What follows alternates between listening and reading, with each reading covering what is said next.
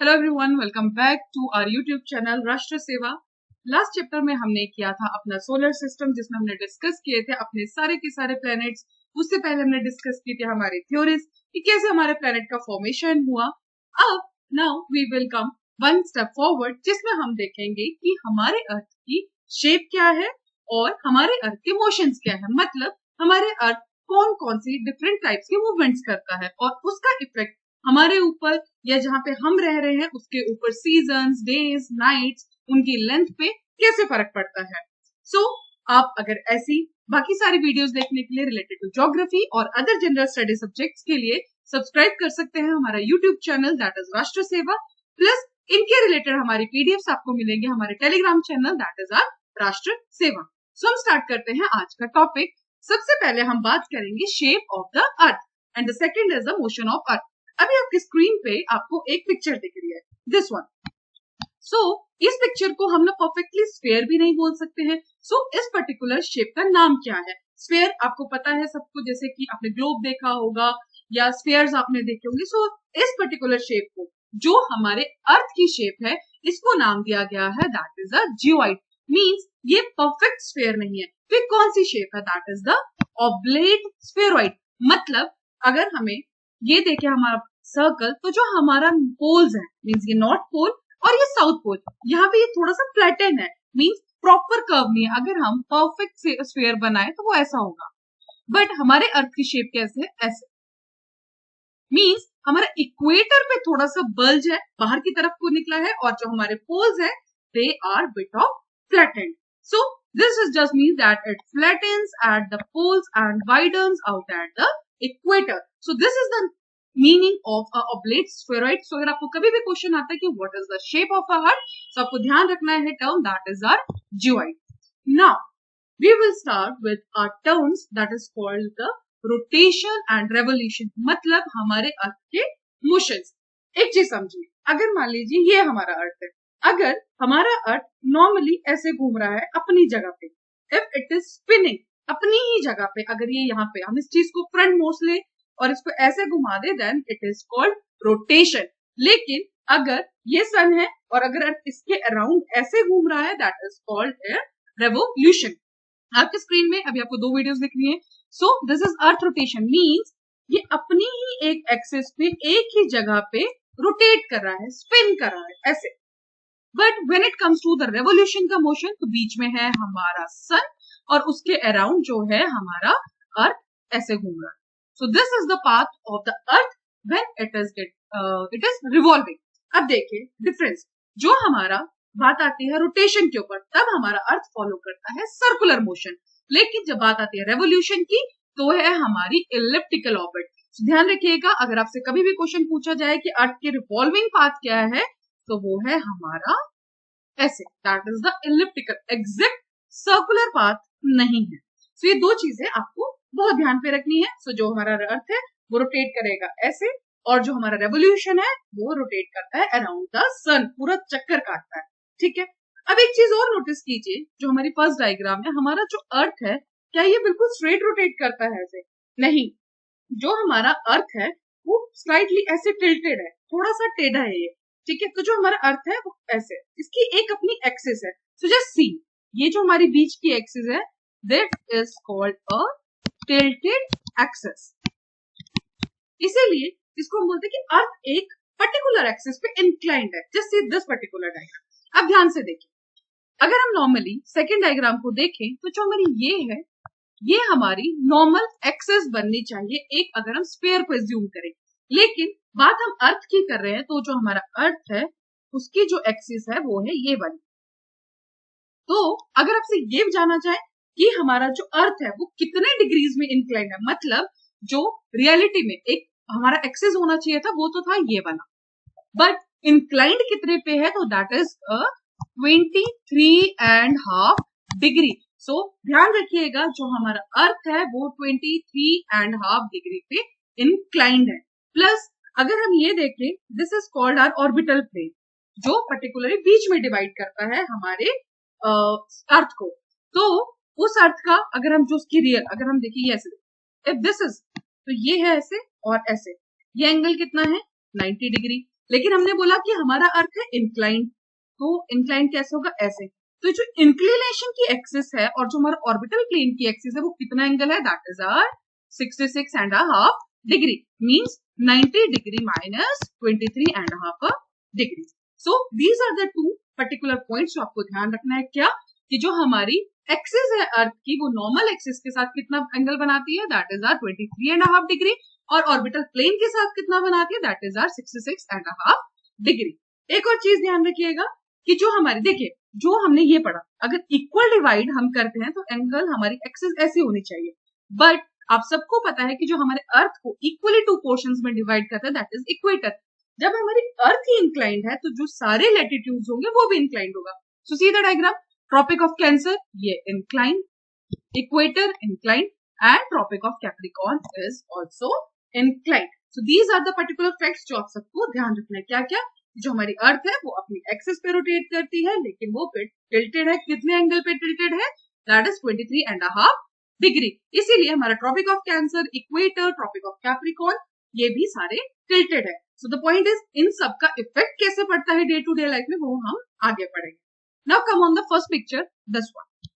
अब this is the axis, see this, ये जो बीच वाला हमने पहले देखा था इसको हम बोलते हैं सर्कल ऑफ इल्यूमिनेशन, ठीक है। इसका मतलब जो सर्कल ऑफ इल्यूमिनेशन का इस वाला पार्ट होगा, means if this is the circle of illumination और यहाँ से सनरेज आती है तो इस साइड क्या होगा, हमारे पूरे पोर्शन में हमारा होगा डे, और जिसके बैक साइड होगा दैट इज द नाइट। तो सर्कल ऑफ इल्यूमिनेशन का मतलब क्या है कि एक साइड पे पूरा का पूरा डे होगा और एक साइड पूरा का पूरा क्या होगा, नाइट होगा। सो जब बात आती है रोटेशन की, अगर देखिए ये इफ दिस, ये अगर आपकी तरह भी फेस करता है पेन का वो, तो और ये सामने सन है, तो this particular portion will have day, लेकिन इसके जो बैक साइड वाला पोर्शन होगा वहां पे क्या होगा, हमारा नाइट। सिमिलरली लेकिन जब ये रोटेट करेगा और ये मेरी तरफ आ जाएगा तो अब क्या होगा, जिस साइड ये पेन की वो थी उस साइड क्या हो जाएगा, नाइट, लेकिन जो पहले नाइट था अब उस पर्टिकुलर पॉइंट पे क्या आ जाएगा, हमारा day. So rotation of the earth की वजह से हमारा क्या होता है, day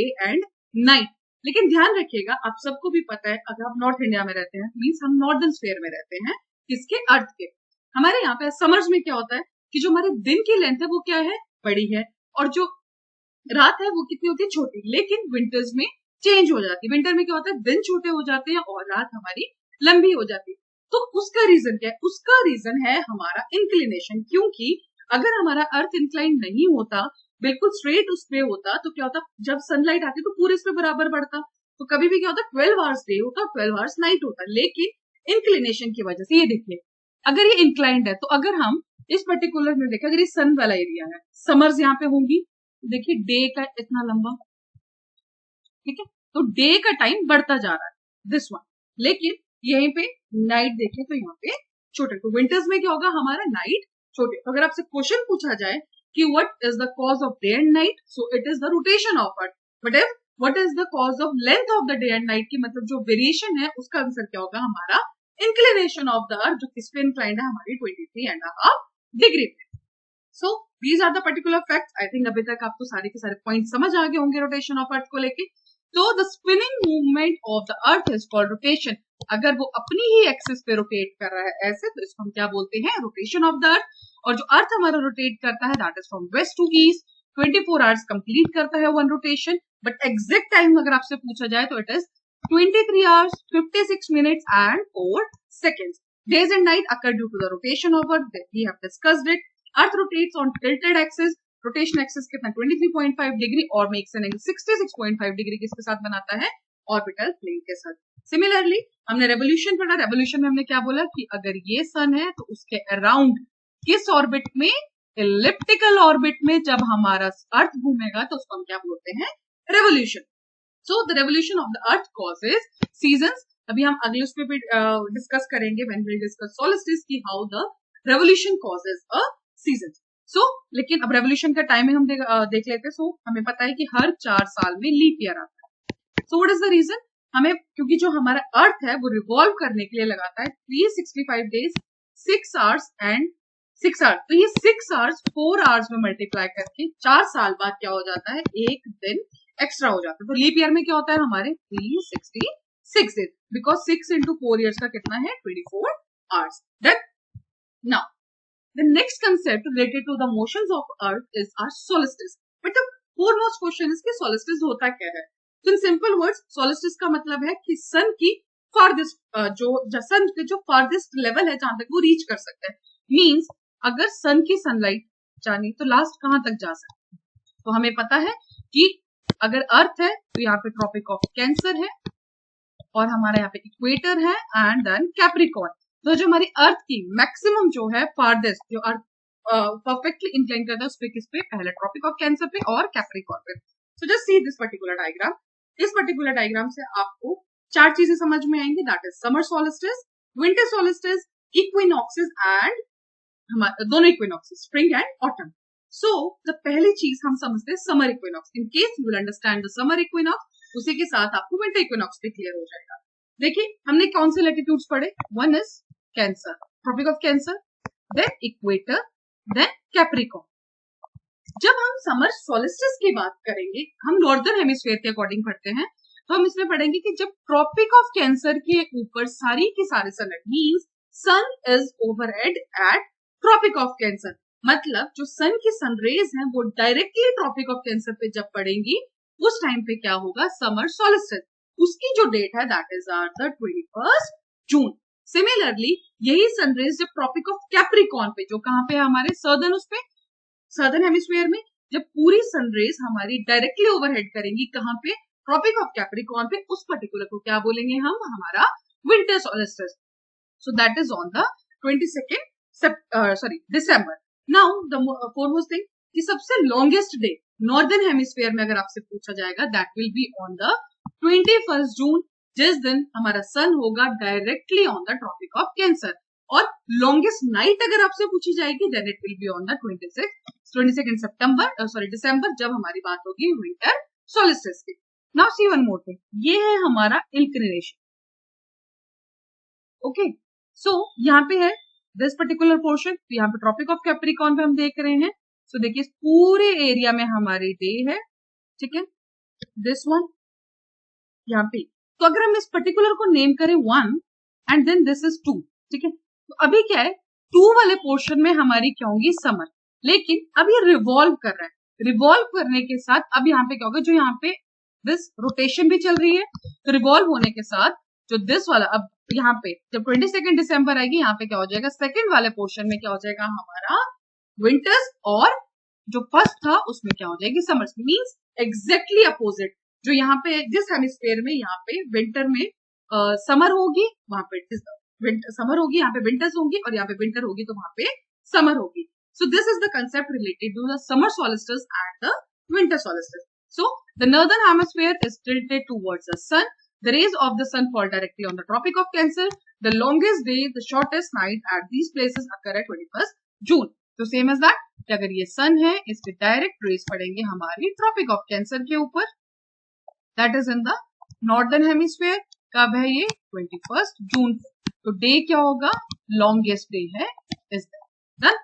and when it comes to winter solstice, कब है ये हमारा 21 दिसंबर. Winter solstice marks the shortest day of the year in the northern hemisphere. जो हमने कंडीशंस पढ़ी थी नॉर्दर्न हेमिस्फीयर में समर सोलिस्टिस के लिए, अब वो सेम कंडीशंस हो जाएंगी सर्दर्न हेमिस्फीयर के लिए हमारे विंटर सोलिस्टिस के अंदर. तो the rays of the sun fall directly on the tropic of Capricorn. The longest day and the shortest night at these places are 21 June, और 21 दिसंबर में हो जाएगा बिल्कुल अपोजिट.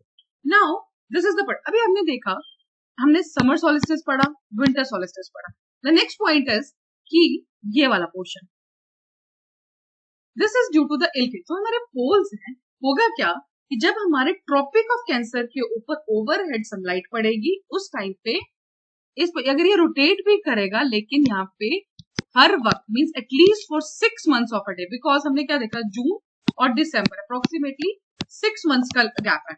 तो उसके बीच में अगर ये रोटेट भी करेगा, दिस इज द रोटेशन, ठीक है. रोटेट करने के बाद भी क्या होगा, जो हमारा दिस पोल्स है इसमें 6 महीने बिल्कुल दिन ही रहेगा. क्यों, ये हमारा जो अर्थ है दैट इज टिल्टेड. तो अगर ये टिल्टेड है तो कुछ भी हो टिल्ट करेगा, लेकिन sunlight overhead Tropic of Cancer के तो 6 महीने के लिए यहाँ पे दिन रहेगा. लेकिन सिमिलरली उसी पर्टिकुलर टाइम पे ट्रॉपिक ऑफ कैप्रिकॉर्न मींस यहाँ पे ये सर्दर्न हेमिस्फीयर के पोल पे क्या होगा, 6 महीने रात. लेकिन सिमिलरली जब चेंज होगा टाइम, सन हमारा ट्रॉपिक ऑफ कैप्रिकॉर्न पे आएगा तो क्या होगा, नॉर्दर्न जो पोल है हमारा वो बिल्कुल डार्क में चला जाएगा 6 महीने के लिए, और जो सर्दर्न पोल है वो आएगा 6 महीने के लिए हमारे बिल्कुल डे टाइम में। ठीक है, तो 6 months day 6 months night follow होता है हमारे पोल्स में, और इसका रीजन क्या है, inclination of the earth with the revolution. ठीक है, तो जैसे ही हमारी रेवोल्यूशन होगी, इंक्लिनेशन होगी, उसके साथ हमारे क्या होगी, चीजें बदल जाएंगी। डन। Next is equinoxes. आपने देखा इक्विनॉक्सेस में क्या होता है, वहां पे क्या था, ट्रॉपिक ऑफ कैंसर और Tropic of Capricorn. Similarly equinox में क्या होगा, हमारा जो हमारा सन है वो डायरेक्टली ओवरहेड करेगा कहां पे, इक्वेटर के ऊपर। So these are the two. On 21 March और 23 सितंबर, ये दो टर्म्स बहुत इंपॉर्टेंट है, इसको याद रखिएगा। सो यहाँ पे जब 21 मार्च की बात आएगी, that will be our March equinox, और सितंबर इक्विनॉक्स कब आएगा, 23 सितंबर। पॉइंट इज, इस टाइम पे जो सन होगा ओवरहेड होगा, या सन की डायरेक्ट सनलाइट जो सनरेज है वो कहां पड़ेगी, हमारी इक्वेटर के ऊपर। मींस क्या होगा, हमारे 12 घंटे की रात और 12 घंटे की दिन। So the whole earth experience equal day and equal nights. This is called equinus. On 23rd September, it is autumn season in the northern hemisphere and the spring season in the southern hemisphere. Same उल्टा हो जाएगा जब 21 मार्च में होगा, मतलब 21 मार्च northern hemisphere में, जब हम जहां हम रहते हैं मार्च में क्या चलता है, हमारा स्प्रिंग सीजन, तो that is related to our equinox. Now the last concept of the day is हमारे दो terms, that is called perihelion and aphelion. अगर आप इस पर्टिकुलर टाइम में देखेंगे तो आपको देखना है सन से distance, this one.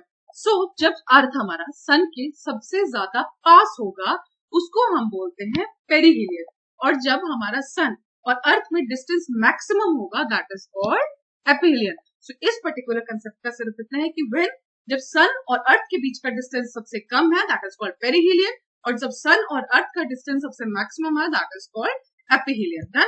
So perihelion is the point in an orbit that is the nearest point to the sun, और वो कब होता है हमारा 3rd January every year.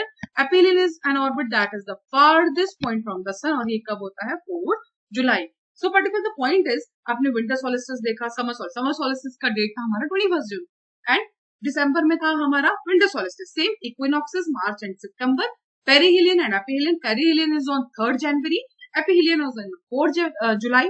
So the point, the dates और किस पर्टिकुलर टाइम पे क्या होता है, जैसे हमने देखा summer solstice, it is on the tropic of Cancer पे जब हमारा सन आएगा, प्लस विंटर सॉलिस्टिस जब ट्रॉपिक ऑफ कैप्रिकॉर्न पे हमारा सन आएगा, प्लस इक्विनॉक्सिस मींस हमारा जो सन है दो टाइम में इक्वेटर, बिकॉज जब वो ट्रॉपिक ऑफ कैंसर से नीचे ट्रॉपिक ऑफ कैप्रिकॉर्न की तरफ आएगा एक बार, तो तब इक्विनॉक्स आएगा means, and the second time जब ट्रॉपिक ऑफ कैप्रिकॉर्न से वापस ट्रॉपिक ऑफ कैंसर की तरफ जाएगा एक इक्विनॉक्स तब आएगा, मींस एक बार सन प्रॉपर इक्वेटर पे तब आएगा, प्लस पेरिहीलियन एपीहीलियन, मतलब हमारे दो टर्म्स जिसका मतलब सन और अर्थ के बीच में मैक्सिमम और मिनिमम डिफरेंस।